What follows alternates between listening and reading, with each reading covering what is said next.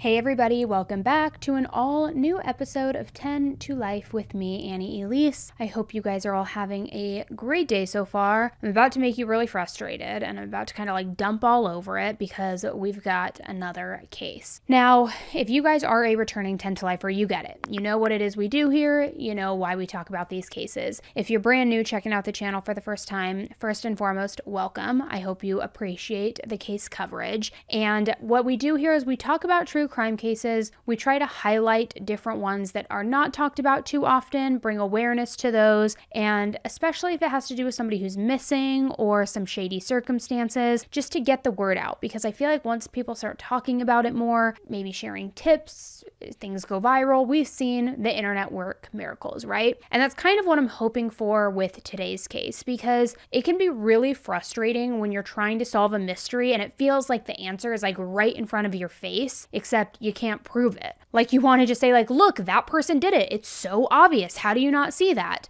But something can be obvious and still not meet our legal rules around what it takes to arrest somebody or press charges against them. And of course, there's a good reason why we do have those rules. Rules about crime scene investigations, rules about trials. You don't want to go after somebody who's innocent, we know that. And it's good when police officers take their time and try to be careful to make sure that they have their evidence to back their theories up. But that said, when the smoking gun is missing, or when there's a few pieces of the puzzle that maybe just don't fit, it leaves you feeling like maybe you'll never see justice for the victim. And that's what's going on in today's case, which reminds me a lot of Crystal Rogers. That's another story where we know so much, while at the same time, we know so little. And I think that by the time we go through today's story from top to bottom, you'll probably agree with me about how frustrating all of this is, because there's so much room to read between the lines and guess at certain details, but there's a real lack of proof about anything. Today's story and today's case is about Dia Abrams.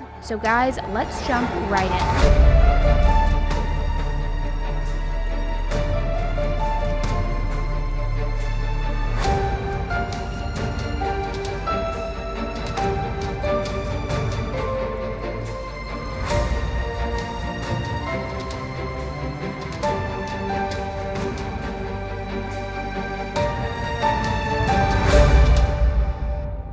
Hey guys. All right, so if you've listened to this show before, you've probably heard me just like rave about Beam Dream. Like a lot of people, I used to struggle with poor sleep. I tried everything. I tried Ambien, valerian root, melatonin, I mean, lots of red wine, you name it, and I never was able to sleep well. Then my husband about a year ago introduced me to Beam Dream, and poof, it was like magic. I started sleeping like a baby. I've been drinking it religiously, guys, for like over a year now, and I never realized how much my life was affected by poor sleep until I finally started getting amazing sleep. I even wear an Oura ring, and my sleep scores used to be in the literal gutter. On a good night, they'd be in like the mid-60s, but now with Beam, they're always in the high 90s. If I ever travel for whatever reason and I forget my Beam, they kind of tank right again, but that just shows how great Dream is. And not only have I gotten so many of my friends and family hooked on it, which you guys have seen their own testimonials that I've played for you, but so many of you have reached out through comments and emails telling me that you're hooked on Beam as well, which is why I am just beyond excited to announce that I have officially partnered with them to create an exclusive flavor that pairs two of my favorite flavors, creamy caramel and salted chocolate. And guys, when I tell you we like hit the nail on the head with this flavor, it is so good. Salty chocolate caramel Dream is guilt-free, it's luxurious, it tastes like this sweet, nice treat right before bed. It's only 15 calories, 0 added sugar, and it is clinically shown to help you fall asleep faster and stay asleep throughout the night and wake up refreshed. In a clinical study, over 93% of participants reported that Dream helped them sleep better. Also, a serving of Dream costs less than a cup of coffee, so luxury doesn't have to break the bank either. For me, I like something sweet at night, so it's great for me because instead of jumping right over to the dessert, I just get my cup of Dream. It tastes like yummy hot chocolate. It's like the perfect amount of sweet, salty, everything, and then lights out and I'm asleep. I'm telling you guys, it is amazing. And right now, to celebrate the launch of my custom flavor, Beam is offering you guys up to 40% off. So now is your chance to not only snag it, but also snag it with such an amazing deal. So just click on the link below in my description box or scan the QR code on screen, then use code 10TOLIFE to get up to 40% off. So now is your time, guys. Act fast before it's gone. I hope you guys love it as much as I do. I know you will, and sweet dreams. Lydia Abrams, who went by Dia, was born on July 6, 1954. She was a California native who grew up in San Diego before eventually settling down 2 hours north in Mountain Center, California. Dia's hometown was nothing like San Diego or Los Angeles, with all of their hustle, the bustle, the busy town, but Dia liked Mountain Center specifically because it was quiet and it was so out of the way. She really liked the slow pace of small town life and also being around animals. She also seemed to embody a lot of the stereotypes that you hear about people from small towns. She was known to be very sweet, known to be very caring. She watched out for her neighbors, checked in on people when they needed it, stuff like that. In 1984, she married a man named Clem Abrams, and they had 2 children together, Chrisara and Clinton. Now, life was pretty good for the Abrams. Clem was a successful developer, and he and Dia both made a killing off of real estate. They owned 3 different luxury properties in Mountain Center alone, and they were very successful. But even though the family was doing well, money, we know it can't buy everything. Not even marital bliss. Over the years, Dia and Clem, they grew apart, and even though they still loved each other a lot, they eventually went through a separation. Clem moved back to the San Diego area, and Dia stayed at the ranch. Before they could either reconcile, though, or get a divorce, Clem passed away in 2018. He was 78 years old. Now, Dia was absolutely crushed by this, and like I said, they were separated, but she still loved him. But at 64 years old, Dia was 14 years younger than her husband, and she still had a lot of life left in her. So she kept moving forward. Dia officially took over the family's 116-acre property, which was worth $4.9 million. It was a ranch, but it also had the house where she had lived for the past 15 years. Then there was the land around it, which Dia just loved, especially because she always had been the outdoorsy type. When she wasn't home, she was hiking in a nearby national park.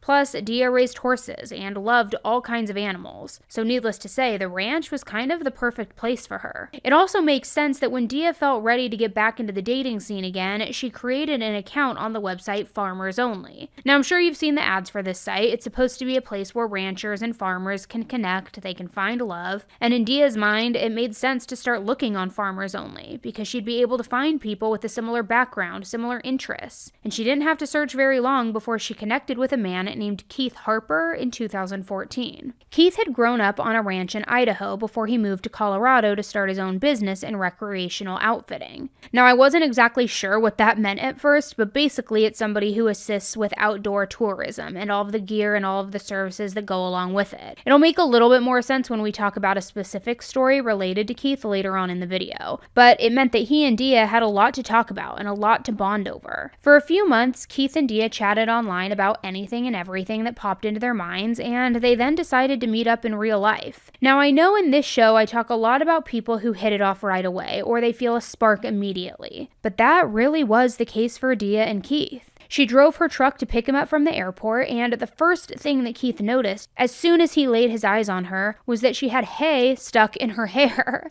See, she had been feeding her horses before she came to get him, and she still had a little bit of hay wrapped up in her hair. And that helped Keith realize that his feelings for her were real. He loved that she was a country girl, through and through, hay and all. And from there, things moved fast. Literally 60 days after that first in-person meeting, Keith sold all of his property in Colorado so that he could go be with Dia. Now, I can't overstate what a big deal this was because he had built his business from the ground up. He also had a grown son who was staying back home. He wasn't moving with Keith. So Keith was giving up literally everything for a woman that he had known for all of 2 months. Now, I know that sometimes it can be a red flag for 2 people to get too serious too fast, but as far as Keith and Dia were concerned, it seemed like they had something real. They kept dating for a few years, and then one day in June of 2019, Keith planned a date that involved a hike. Again, they were very outdoorsy, so this was the most romantic idea that Keith could think of. And the particular trail they took went by a rock formation that has been nicknamed the Butterfly.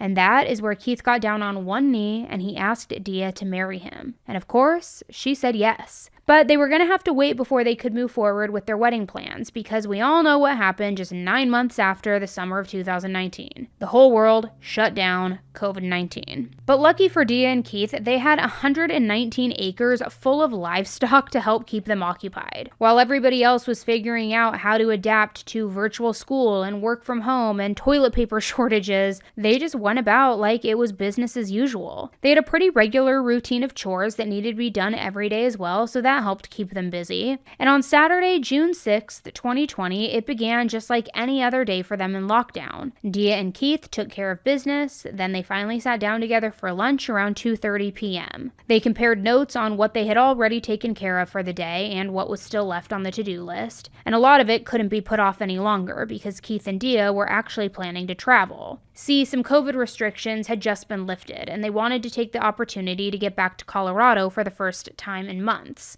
They were hoping to head out the very next day, so it was especially important for them to get everything done. After they finished eating, Dia and Keith got back to work on their separate chores.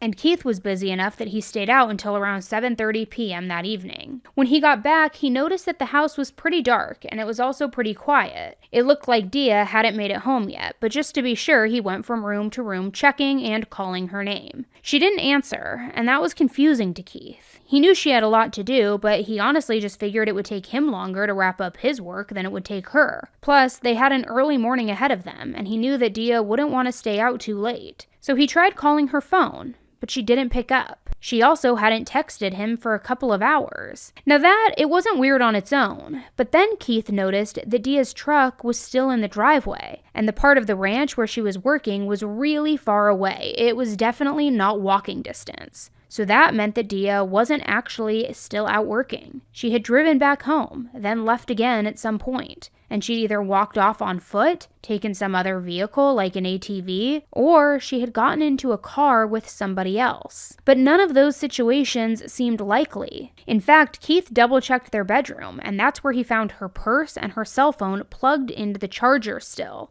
Now this was a red flag city. But Keith still gave Dia the rest of the night to turn up in case maybe there was some sort of logical explanation. But the next morning, when he still hadn't heard from her, he reported her missing. Now as for what to do next, you'd think that Keith would have called one of Dia's 2 adult children, either to ask if they had heard from her or just to let them know what was going on. Except Keith didn't call either of them. Dia's son Clinton was living in San Diego at the time, so he wasn't even that far away. He'd been enjoying a weekend off from work when one of Dia's neighbors called him and said that it seemed like something weird was going on at the ranch. There were police cars there. That is how Clinton ended up learning that his mother was missing. And this next development, it made my jaw drop when I first came across it, guys. Dia's children, Clinton and Chrisara, had no idea who Keith was. They'd never heard his name in their entire lives. They hadn't heard anything about their mother being engaged or living with him, even though they supposedly had been together for years at this point. So Clinton got some of his closest friends together, and they all headed straight to the ranch. They made it there that night, and there were a million different things going through Clinton's head by now. But at the top of his list, it had to be questions about the man who came out and greeted him,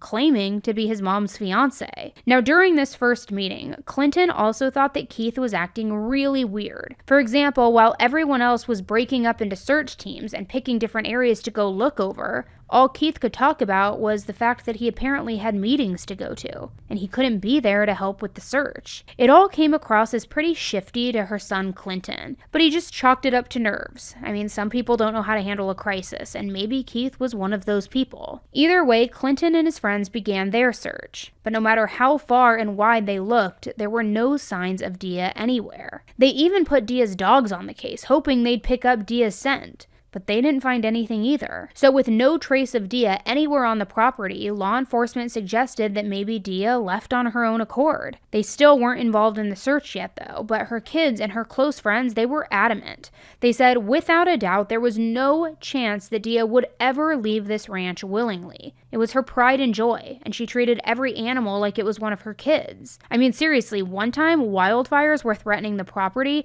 and Dia refused to evacuate. She risked her life to save this ranch, and she wasn't going to turn and walk away from it now. But by Monday, her friends and neighbors had been searching for hours, for days, and nobody had found anything. So I think by then they realized that the search for Dia was a little more than they could handle on their own. So that's when they called local authorities. Once Dia had been missing for 36 hours, deputies went to the ranch to conduct an official search. When the authorities arrived on Monday, they brought in the missing persons unit. They also brought in homicide, dive teams, helicopters, and even bloodhounds. This was also when they stopped trying to convince people that Dia had left on her own, and they finally started treating the ranch like a possible crime scene. And you'd think that this would be really upsetting and stressful for her fiancé Keith, right? I mean, he hadn't heard from Dia for a couple of days now, and the police, the professionals who know how to read these situations, they were now acting like she had gotten in serious trouble. It would be hard to keep your hopes up. But Keith mostly came across as okay,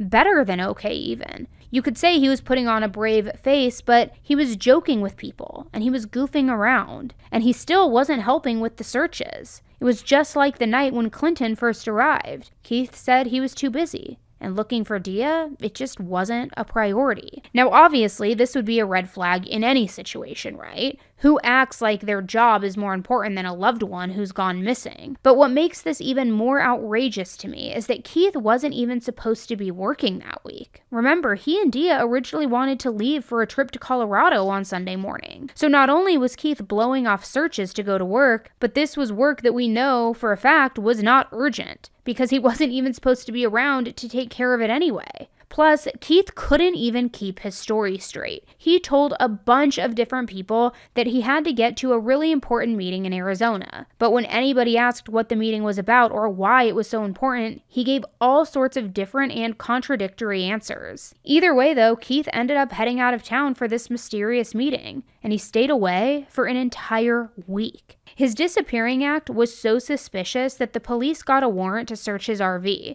also to search a storage business that he owned in New Mexico and one of Dia's properties, a place called Sky High Ranch. So on June 13th, 2020, so a little under a week after Dia's disappearance, they seized multiple items from the RV's front passenger seat. Also, a lot of items from the business. Now, I'm not sure what exactly they took because that information hasn't been released to the public, but I do know that they also found 357 pounds of processed marijuana and 2,300 marijuana plants at Sky High Ranch, which kind of obvious name for a pot farm, but whatever. Now, none of this was found to be connected to Dia's disappearance whatsoever, and it was just a wild coincidence that whoever had been renting Sky High Ranch from her had this side hustle of growing marijuana, and they got caught up in something out of their control. But the detectives did find some alarming and relevant evidence at Dia's house. Right on her front porch, the investigators found two .22 caliber shell casings,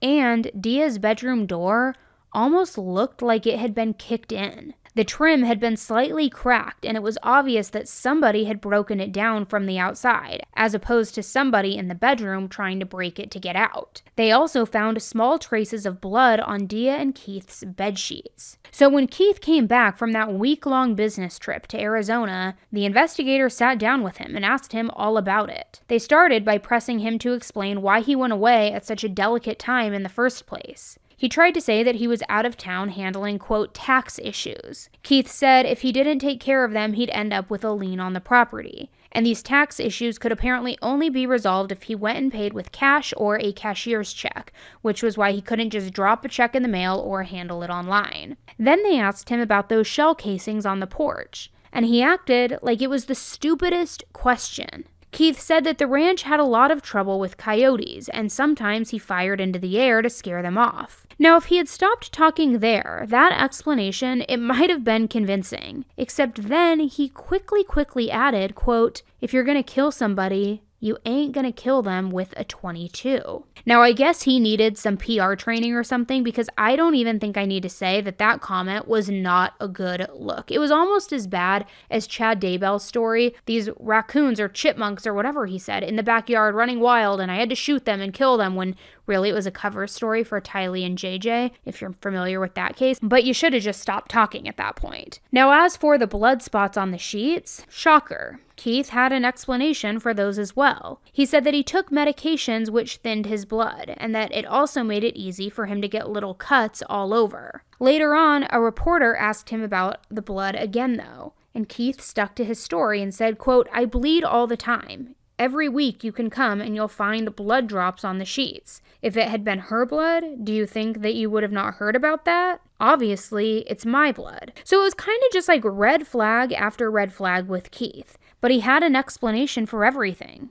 And the police, they couldn't prove for sure that he was lying about the coyotes or the blood or anything else. So next, they took a look at how Dia spent the last few days, weeks, and months before her disappearance. And it turned out that she had spent some time ruffling a few feathers. In fact, she spent years locked in a courtroom fight against her own children. It all came down to how they should split the inheritance from Dia's first husband, Clem. The children, Clinton and Crisara, were supposed to be the executors of his will, but Dia felt like she wasn't getting her fair share in it. She tried to argue that she should get more than what Clem had left her. However, the kids were pushing back. Now, obviously, taking legal action against your own children isn't going to make for a very loving or supportive home environment. So unfortunately, Dia hadn't gotten along all that well with Clinton or Crisara before Clem's death either. So the fight over the inheritance just made everything worse. The main thing that Dia wanted was to invalidate her and Clem's 1984 prenup.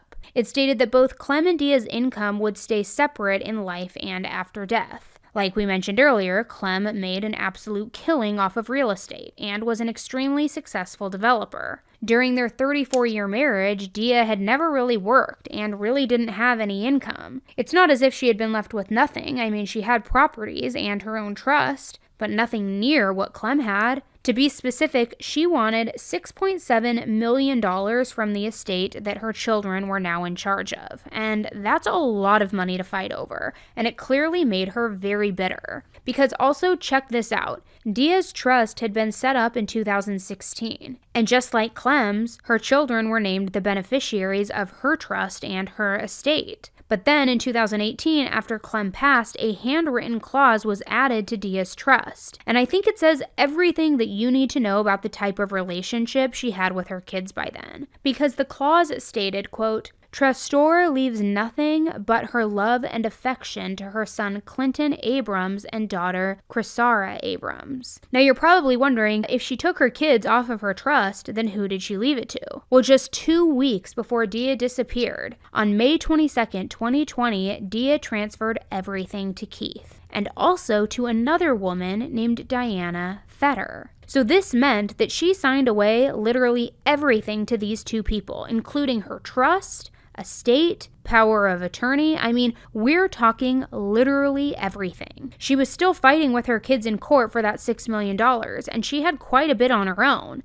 And Keith and Diana, should Dia have passed before them, they would have stood to gain a lot. So let's talk about that other woman that Dia named in her trust, Diana Fetter. She and Dia first met in 2015. They both lived near Mountain Center. In fact, they were basically neighbors. They became good friends, and Diana even looked up to Dia a bit, like she was a big sister figure of sorts. Diana was also one of the last people who ever talked to Dia before her disappearance. See, the morning that she disappeared, they were texting about a pressure washer. So to summarize, it's pretty obvious that Dia didn't get along with her kids, and she was kind of creating a sort of newfound family with people like Keith and Diana. But her son Clinton said that as bad as their relationship had gotten, she still would have told him that she was engaged. So the fact that she never brought it up had him thinking that there was something else going on here. He also saw his mother as somebody who was very careful about her finances and also her business. He felt like she was way too savvy to be so careless about her finances with some man that she had met on the internet. Now, of course, we could argue that just because Dia met Keith on the internet, that doesn't mean that she didn't know him personally or close enough to trust him with her finances. Most people meet on the internet nowadays anyway, so I'm not quite sure what Clinton was so in denial about. I mean, if Keith is to be believed, he and Dia had been in a serious relationship for years and they were engaged, so it makes sense that she would share those things with him. Keith himself has said in interviews that he, quote, didn't get involved in Dia's finances, but he got moved onto her trust, so I mean, he clearly was involved enough. The topic of their engagement is pretty interesting in and of itself, though. It turns out not a single person knew that Keith and Dia were engaged. So when Keith started doing all of these interviews, talking about their engagement and the wedding that they were planning for that summer, nobody really believed it. Both of Dia's kids, as well as her sister Peggy, all said that they had never even heard of an engagement, and they all claimed that Dia would never remarry after Clem. Now, just to play devil's advocate for a minute, I could see Dia getting engaged and keeping the news from her kids and even her sister. Apparently, Dia and Peggy hadn't even spoken since 2005, so it had been a good 15 years. I look at him and I think there's no way that she met some guy on a, what was it, farmers or ranchers or whatever. That's not my sister. Maybe she went on a dating site. Maybe she did. But she would, first of all, she never would have remarried. She never would have remarried this dude, ever. I know my sister. My sister was a class act. He manipulated her. He had her under his thumb. And then when he says in one interview that they were engaged and he didn't know where he bought her wedding ring or her engagement ring. Come the hell on. This is not, no. The whole thing is bullshit. The whole thing is, to me.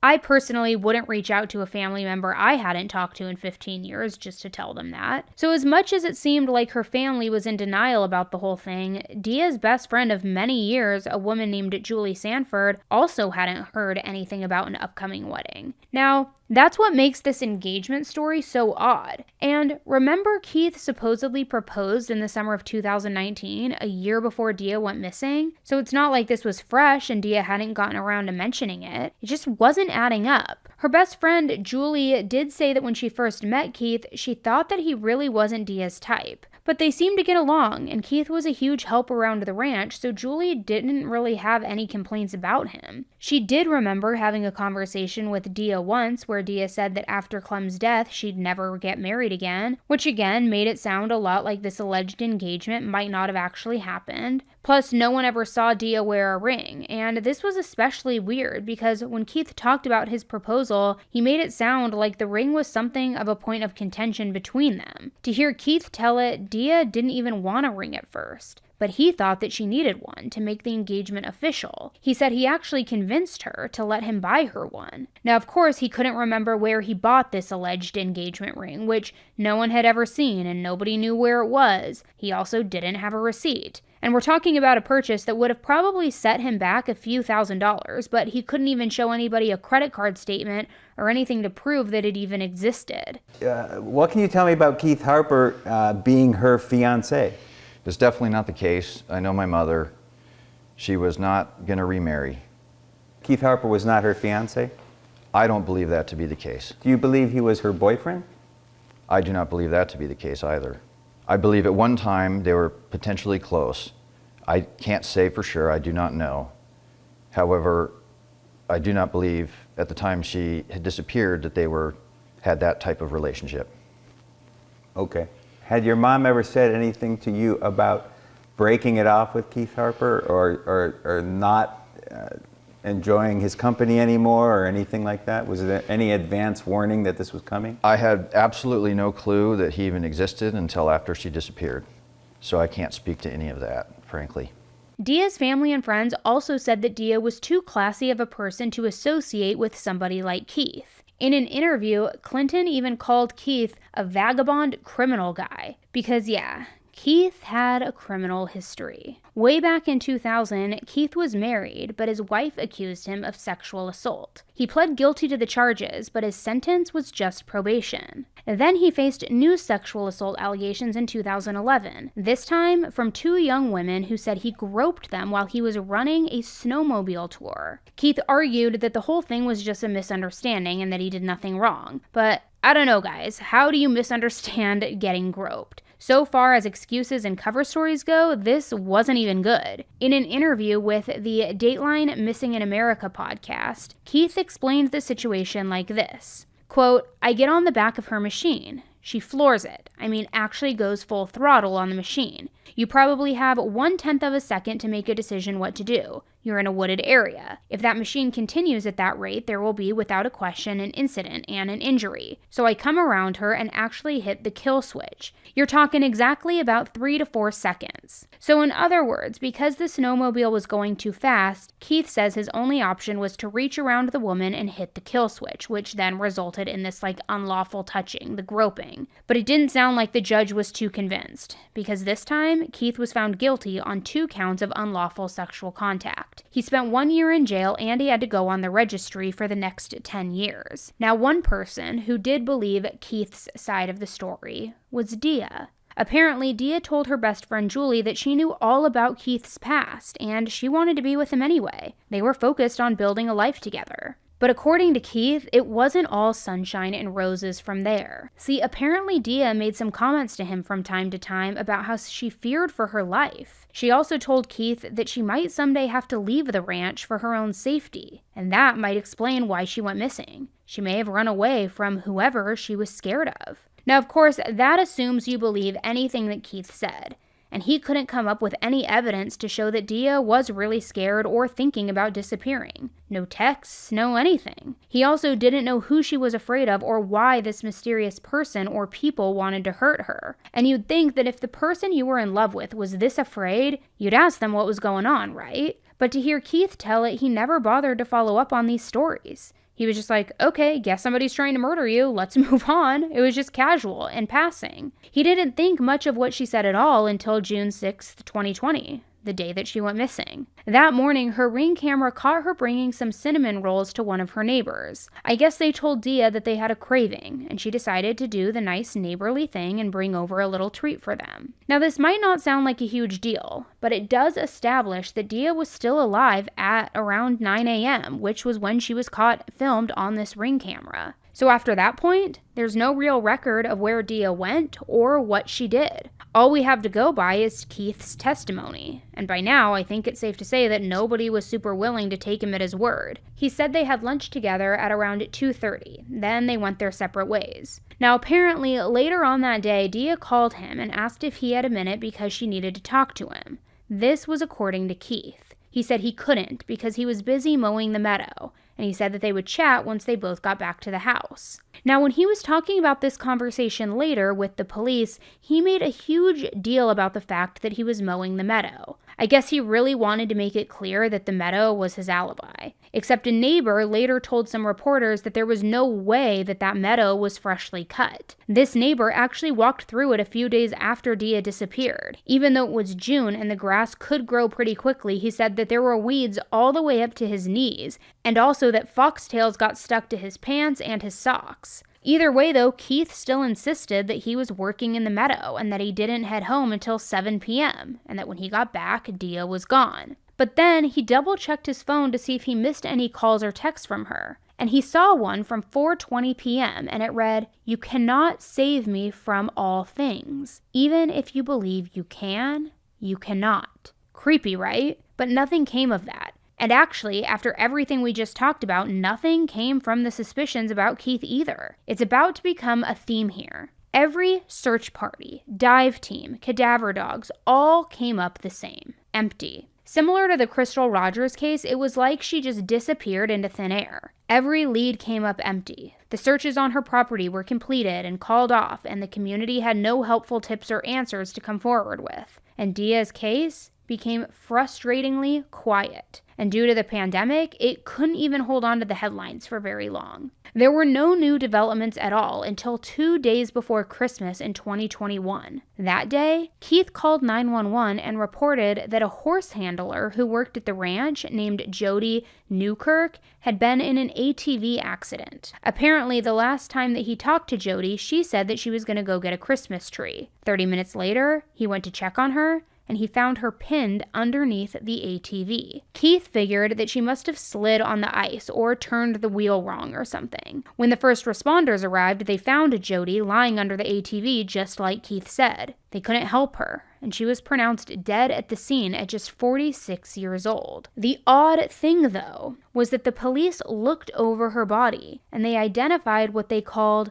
unexplained injuries. They then called in the homicide team right away to investigate further. Then a few days later, police officers gave a press conference where they said that the death was suspicious. Even without his possible connection to Dia's disappearance, this looked pretty bad for Keith now, especially since the day before Jodie passed, she spoke to her sister on the phone and she said that she and Keith were having an argument. It turns out Keith had pawned her horse without even asking her permission, and he was planning on keeping the money all to himself. So I think it should go without saying that Jodie was pretty upset by this. But apparently Keith felt entitled to Jodie's property because their relationship wasn't just a typical employer-employee one, at least not according to some of Jodie's diary entries. She addressed one to Keith and she wrote, quote, "I feel like we have gotten kind of on different pages lately. With you gone though, I do miss you, but I'm thinking things are going to be different when you're back. Not sure who will initiate it, but I'm feeling it big time."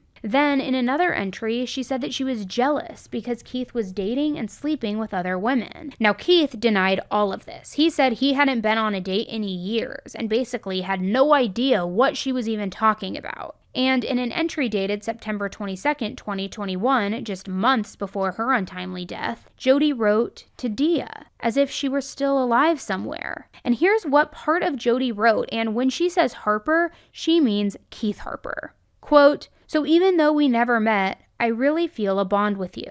I know it's very possible you may not feel the same. You may just hate my guts. But I hope from the bottom and all of my heart that you realize that I truly have you and yours, all of your animals, friends, and home and possessions, and even Harper's best interest at heart." So, to recap, to me it sounds like Jodie and Keith were fighting, Jodie was jealous of Keith, and she wanted to take care of Dia's ranch. At least it sounds like Jodie had feelings for Keith, and it's possible that they might have been dating or sexually involved, but there were a bunch of journal entries and letters along these lines, guys. It kind of also even implies a little bit like maybe something was going on with them before Dia disappeared. Maybe Dia found out. Jodie's family argued that the writing addressed to Keith proved Jodie had a secret relationship with him. Or, again, at the very minimum, it showed that she was feeling jealous of him being with other people, him maybe sleeping around. Keith denies it, though. And the journal entries don't really spell it all out. So without Jodie here to expand on her side of the story, it's hard to exactly know what went down. Maybe they were just two people working at the ranch with no workplace boundaries. I don't know. It's hard to be sure. Either way, though, Jodie's family told Keith that he wasn't welcome at the funeral, but he showed up anyway. Worst of all, he didn't leave until several members of her family, including Jodie's daughter, told him that he needed to go. As for the police investigation, unfortunately, Jodie's death would turn out to be another unsolved mystery. Her autopsy report came back and it showed that she didn't die in an ATV crash, but she died from a meth overdose. She did have a history of substance abuse, but Jodie's family all said that she was sober at the time of her death. Her sister also said that Jodie had never overdosed before, and she had a hard time believing that she did that day. But the biggest question was, if Jodie died of an overdose, how did her body end up under an ATV? The truth is, we'll never know, because Jodie isn't around to explain what happened, and there wasn't enough evidence to prove anything for sure. So that means we basically just have to take Keith's word on a lot of things, as much as we maybe don't want to. This coming Christmas, it's going to be the 3rd anniversary of Jodie's death. And so far, nobody has been arrested, even though her family thinks it's pretty weird that 2 different women have died or gone missing under Keith's watch. Like Jodie, Dia's case has also pretty much gone cold. So naturally, her loved ones have spent the last 4 years speculating and pointing fingers. In particular, Keith and Clinton have taken turns accusing each other of doing something to Dia. Now, I've spent some time already talking about how suspicious Keith looked from day one, but according to Keith, her son Clinton actually threatened Dia multiple times. Keith also claims to this day that there is more than enough evidence to prove that Clinton was involved, even though he's never actually presented the media or the detectives with any of this so-called evidence that he has. So, just like so many other things, it's his word and his word alone that we're supposed to just trust and we're supposed to just believe. He even went as far as saying that Clinton had attempted to kill Dia once before and almost succeeded. She had some real complications while she came out of surgery.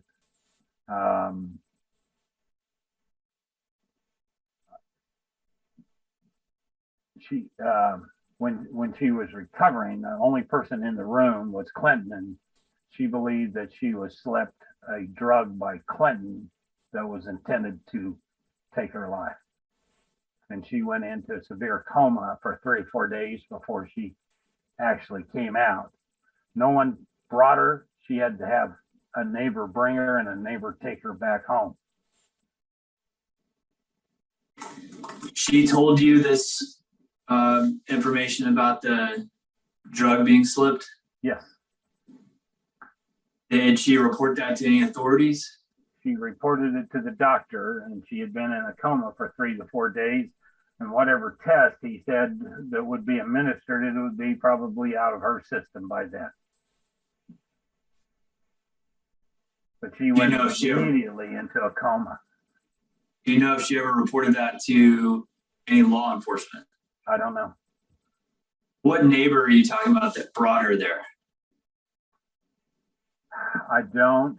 She just said that she had to call a neighbor to take her to the hospital, that her own children were not available to help her. And when it came time to release her, and it may have been Julia, but I don't remember for sure. I think picked her up and brought her home. So do you know who took Lydia in for the back surgery? I do not. If Clinton were to say that he took her in for the back surgery, you would dispute that? She told me that none of her children were available to take her in for back surgery. She had to have a neighbor take her, and only Clinton was in the recovery room. That's the only time she saw any family member.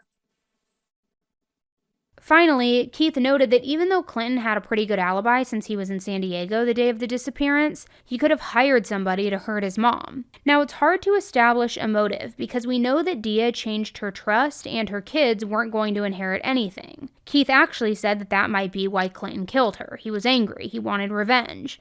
But Clinton, of course, said that that was complete bull, and he had no reason to want to hurt his mom, Dia. Can you see people's opinion that both Keith Harper and yourself could both benefit financially from her disappearance? No, because I never expected to directly receive anything from my mother, to be honest. I mean, she was challenging the prenup and the estate that you and your sister are managing now, and now she's gone, so she can't challenge that.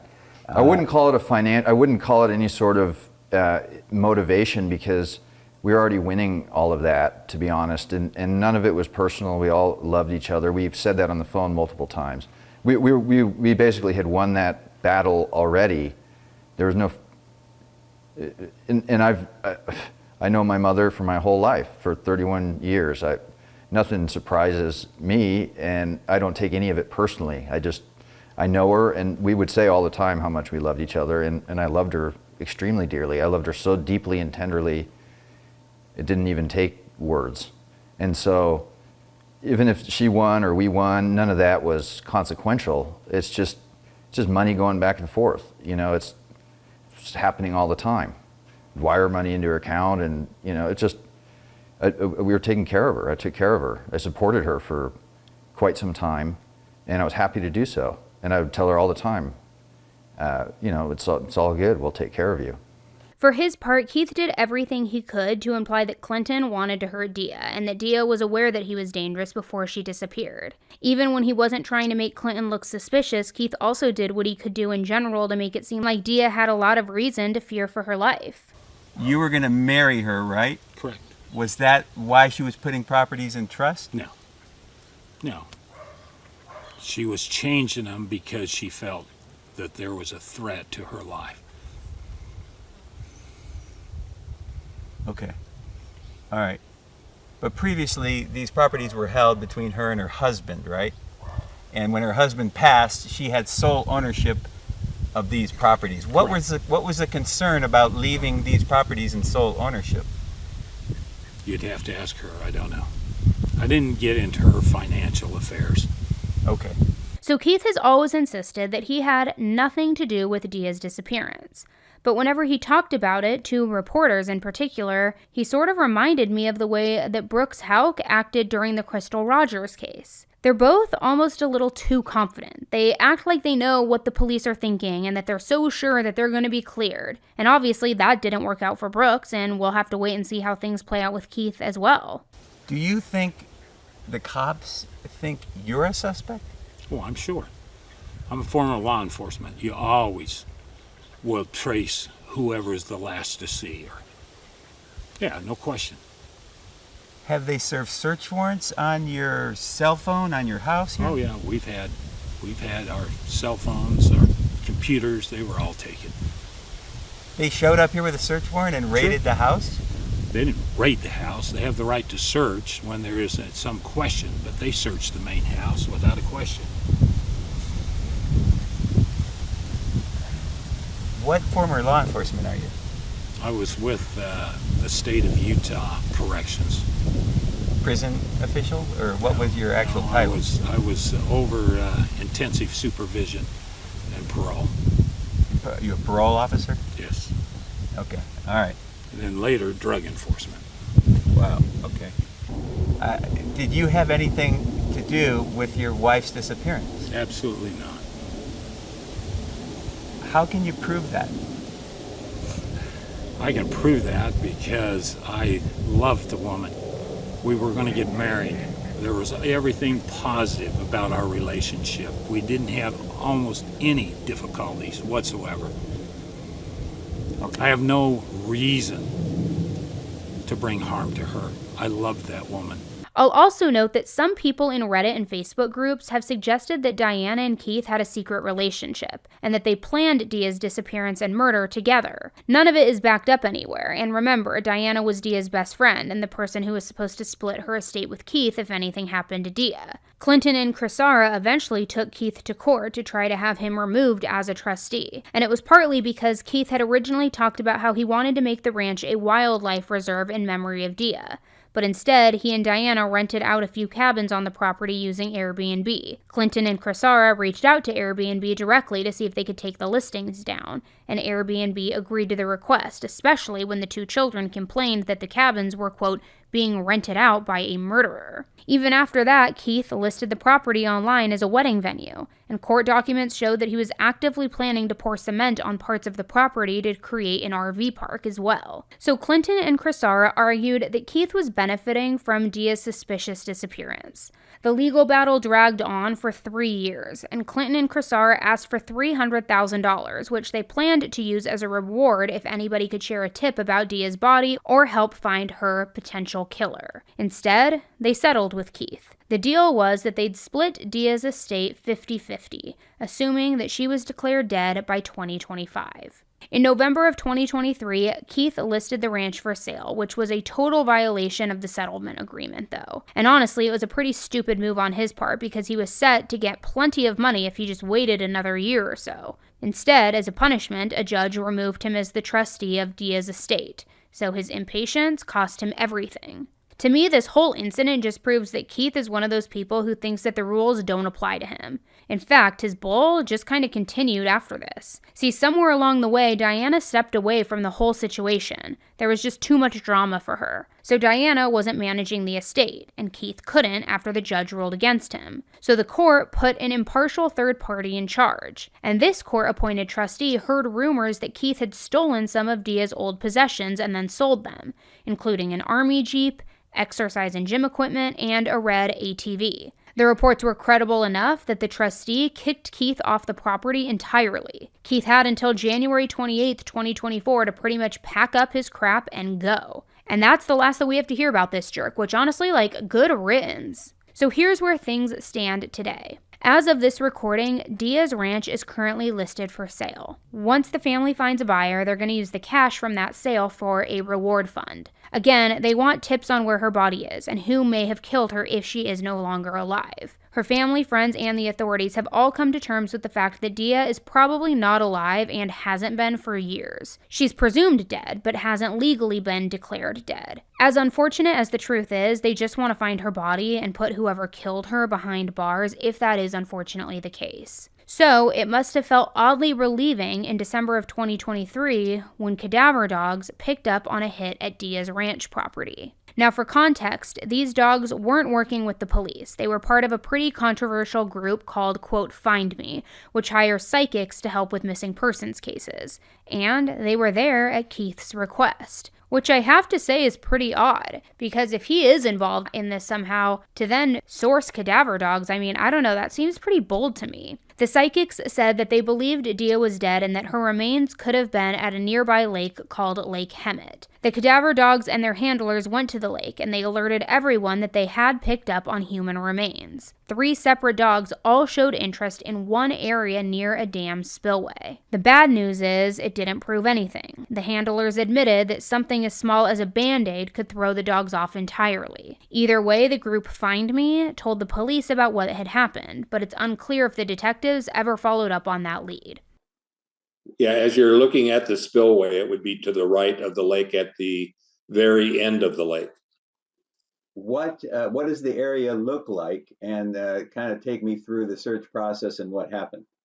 Yeah, from the road that accesses the spillway, going to the left down towards the lake, it's just a bunch of shrubs, trees, and just an incredible amount of downfall, trees that have fallen, and then a lot of huge boulders that have either placed themselves there from coming down from the mountain.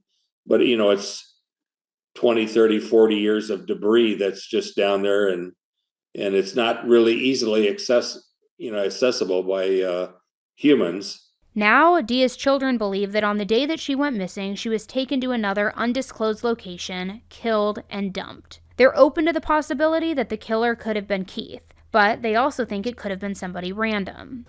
What do you think happened to your mom?